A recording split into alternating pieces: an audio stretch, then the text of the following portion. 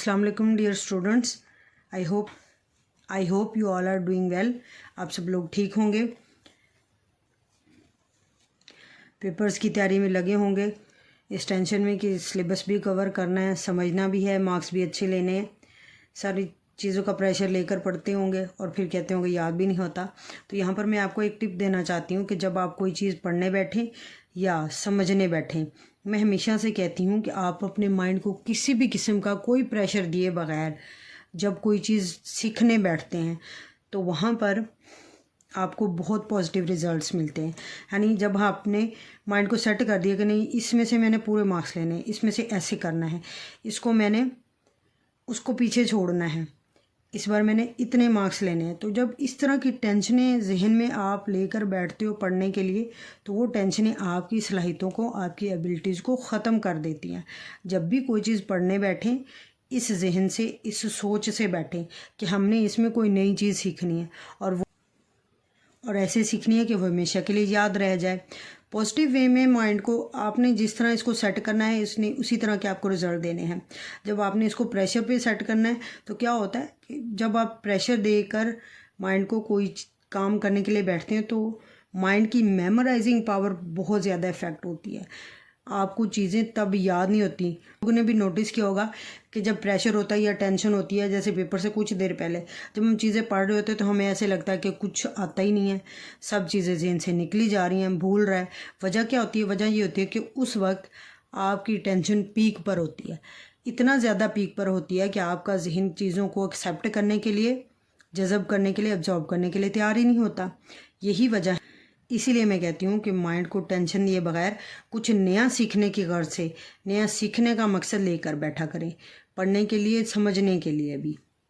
ये एक छोटी सी टिप थी जो मैं चाहती थी कि आप लोगों के साथ शेयर करूं। और आप लोगों की इस तरह के नए नए लेक्चर्स मैं बनाती रहती हूँ जिसमें आप लोगों की हेल्प हो सके। ये लेक्चर्स और लोगों तक ज़रूर शेयर किया करें, स्पेशली उन बच्चों तक जो 9th और 10th के स्टूडेंट्स हैं। अब अगर आपको कोई चीज़ समझ आ रही है, आपका फ़ायदा हो रहा है, तो क्यों ना इस फ़ायदे को और लोगों की ज़ात तक बढ़ा दिया जाए, ताकि जितने लोग इसके साथ जुड़ते जाएंगे, मेरा ये मकसद पूरा होता जाएगा कि ऐसे बच्चे जो घरों में बैठे हैं और मोस्टली बच्चे ट्यूशन अफोर्ड नहीं कर पा रहे होते और वो सेल्फ़ डिपेंडेंट होते हैं, उनके लिए ये तरह का मैंने प्लेटफॉर्म क्रिएट किया है कि इस पर बच्चे जो हैं घर बैठे स्टूडेंट्स की हेल्प हो सके। वो उनके लिए मैंने केमिस्ट्री को यूं कोशिश की है कि ज़्यादा से ज़्यादा आसान बना सकूं ताकि उनकी हेल्प हो सके और वो जो उनका अच्छे मार्क्स लाने का मकसद है, या यूं कह लें कि कुछ अच्छा सीखने का मकसद है, वो पूरा हो सके।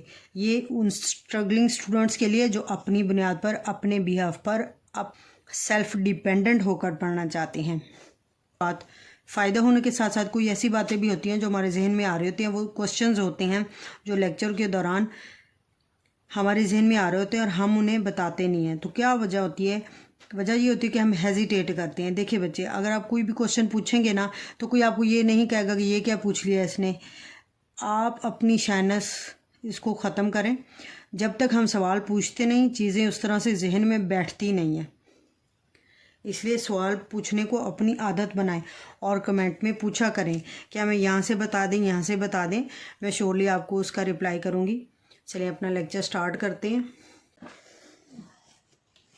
एप्रिसिएशन के तौर पे वीडियो को लाइक करना नहीं भूलना, और अगर कुछ लोग न्यू हैं, मेरी वीडियो को पहली बार देख रहे हैं, तो वो सब्सक्राइब ज़रूर करें ताकि हर आने वाला लेक्चर आप लोगों को ईज़िली मिल सके आप लोगों के मोबाइल्स में। आजकल तो वैसे भी इतनी सहूलत है, तो उस सहूलत से फ़ायदा उठाया करें। अपना लेक्चर स्टार्ट करते हैं। आज हमने ऑर्गेनिक कंपाउंड की क्लासिफिकेशन पढ़नी है। लास्ट वाले लेक्चर में हमने इनके स्ट्रक्चर पढ़े थे। ऑर्गेनिक कंपाउंड की 2 टाइप्स होती हैं स्ट्रक्चर के हिसाब से। ए साइक्लिक, जिसको हम ओपन स्ट्रक्चर भी बोलते हैं। दूसरी किस्म का स्ट्रक्चर इसका होता है साइक्लिक, जिसको हम क्लोज्ड स्ट्रक्चर भी बोलते हैं। ए साइक्लिक इस तरह का स्ट्रक्चर होता है जैसे एक रोप होती है, रस्सी, जिसके दोनों सिरे जो होते हैं बंधे हुए नहीं होते, आज़ाद होते हैं। इस तरह से साइक्लिक की एग्जांपल मैं यूँ दूंगी कि जिस तरह आप रस्सी के दोनों सिरों को बांध दें आपस में तो वो साइक्लिक बन जाएंगे या क्लोज्ड स्ट्रक्चर बन जाएगा। अब कुछ इसका जनरल कॉन्सेप्ट था। अब आते हैं स्पेसिफिक कॉन्सेप्ट की तरफ। एसाइक्लिक वो कंपाउंड होते हैं जो स्ट्रेट या ब्रांच्ड चेन की फॉर्म में होते हैं। ये देखें ब्यूटेन का स्ट्रेट स्ट्रक्चर है, ये आपके पास ब्यूटेन का ब्रांच्ड स्ट्रक्चर है। यहाँ पर 4 कार्बन वाली अल्केन है लेकिन वो सीधी फॉर्म में है। यहाँ पर 4 कार्बन वाली अल्केन है लेकिन वो ब्रांच्ड फॉर्म में है। इस तरह से उसका ब्रांच स्ट्रक्चर बन रहा है। लेकिन यहाँ पर नोट करें कि पहला और आखिरी सिरा इस चेन का भी और इसका भी ये एक दूसरे के साथ कंबाइन नहीं है, अलग हैं, आज़ाद हैं। इसीलिए इन स्ट्रक्चर को हम बोलते हैं एसाइक्लिक या open structure of organic compounds. ये इनके नाम हैं, ये आपको एज इट इज़ ही याद करने हैं। साइक्लिक के आगे मज़ीद टाइप्स हैं, होमोसाइक्लिक, हेट्रोसाइक्लिक। होमोसाइक्लिक वो ऑर्गेनिक कंपाउंड्स हैं जिनके रिंग सिर्फ़ और सिर्फ कार्बन एटम पर मुश्तमिल होता है, जबकि हेट्रोसाइक्लिक वो ऑर्गेनिक कंपाउंड हैं जिनके रिंग के अंदर क्या होता है जी, कार्बन एटम के अलावा कोई एक एटम अलग हो सकता है। याद रखें, कोई सिर्फ एक एटम।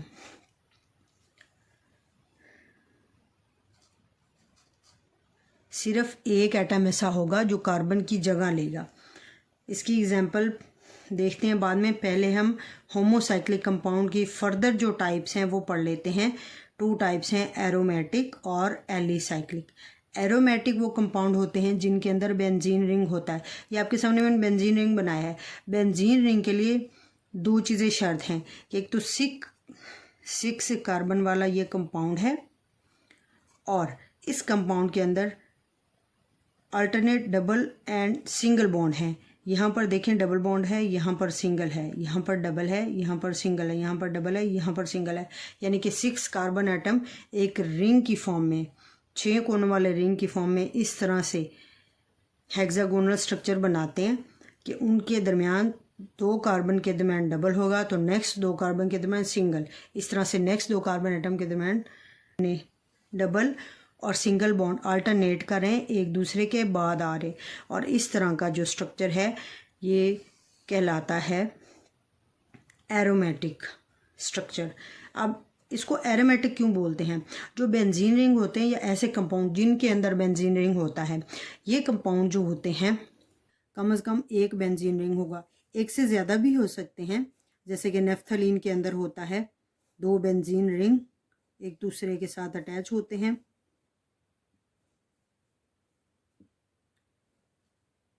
यहाँ पर देखें तो ये स्ट्रक्चर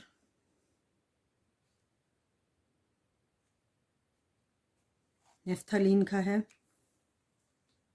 जिसमें 2 बेंजीन रिंग्स अटैच हैं।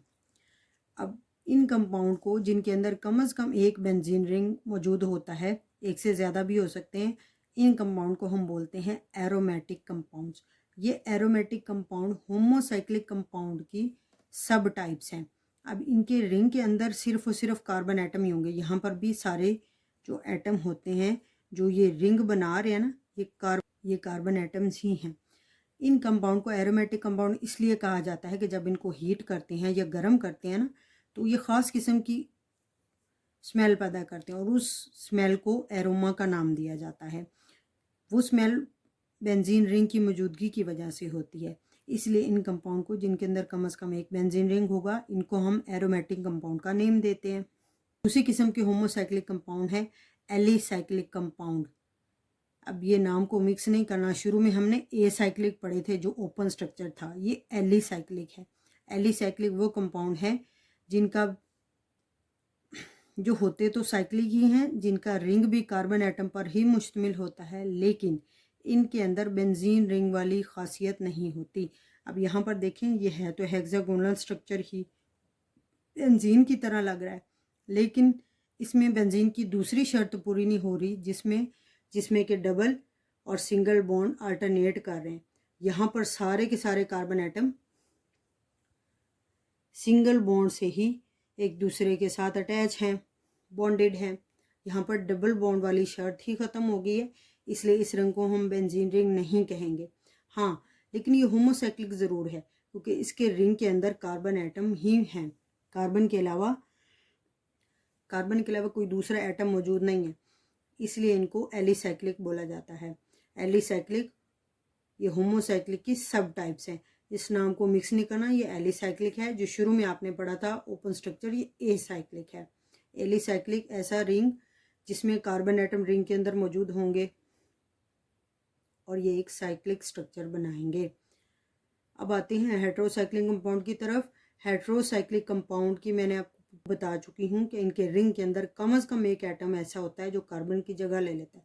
जैसे यहाँ पर देखें, ये जो स्ट्रक्चर है ये थायोफीन का है। इसमें ये इन 4 कोनों पर तो कार्बन एटम मौजूद है, लेकिन जो 5वां कोना है ना, इस पर सल्फर आ जाता है और इस सल्फर की वजह से इसको हम थायोफीन का नेम देते हैं। और रिंग के अंदर इस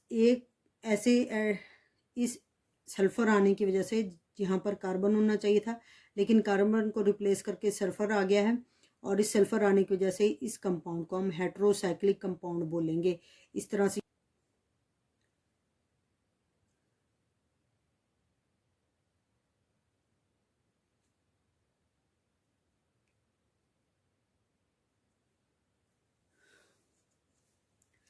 यहाँ पर ये दूसरा कंपाउंड है, इस कंपाउंड को नाम देते हैं पायरिडीन का। इस कंपाउंड में रिंग के अंदर आ जाता है एक नाइट्रोजन एटम। एक नॉन कार्बन एटम की मौजूदगी की वजह से इस रिंग को, इस कंपाउंड को हम बोलते हैं हेट्रोसाइक्लिक कंपाउंड। इस तरह से ऑर्गेनिक कंपाउंड की क्लासिफिकेशन पूरी हो गई है। बेसिकली इसकी 2 ही टाइप्स हैं, ओपन क्लोज्ड, एसाइक्लिक और साइक्लिक। आगे ये जो टाइप्स हैं ये सारी साइक्लिक की साइक्लिक की सब टाइप्स हैं। साइक्लिक के आगे होमो साइक्लिक और हेट्रोसाइक्लिक है। इसी तरह से होमोसाइक्लिक को आगे हमने डिवाइड किया है एरोमेटिक और एलिसाइक्लिक कंपाउंड में, और होमोसाइक्लिक जो है इसकी फर्दर कोई, हेट्रोसाइक्लिक जो है इसकी फर्दर कोई डिवीजन नहीं है, इसकी बस एग्जाम्पल्स हैं जो मैंने आपको लास्ट पे बताई हैं। उम्मीद करती हूँ कि लेक्चर आपको क्लियर हो गया होगा अच्छे से। अगर इस लेक्चर से मुतालिक अभी भी कोई चीज़ आपको क्लैरिफाई नहीं हुई, कोई बात जहन में है, कोई सवाल है, तो पूछा ज़रूर करें कमेंट बॉक्स में। Your comments and efforts will be appreciated. Take care of your self. अल्लाह हाफिज़।